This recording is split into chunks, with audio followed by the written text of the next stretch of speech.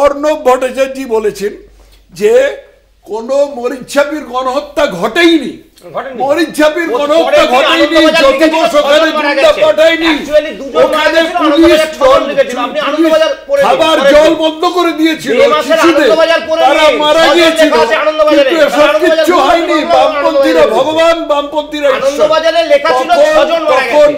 আনন্দবাজারে দুঃখবাজারে যাই লিখুক না কেন, যে জিনিস দুজন মারা গেছে, মানে এত বড় গণহত্যা, এত বড় গণহত্যা যেখানে শিশুদের খাবার জল বন্ধ করে দিয়েছিল, সেই জিনিস ছজন দুজন বলা হচ্ছে।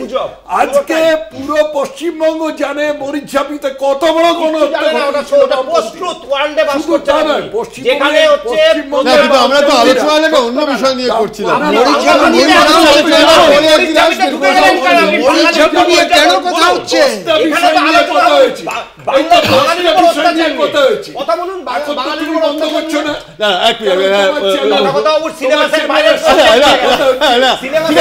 যখন কিছু বলার থাকে না তখন সিলেবাসের বাইরে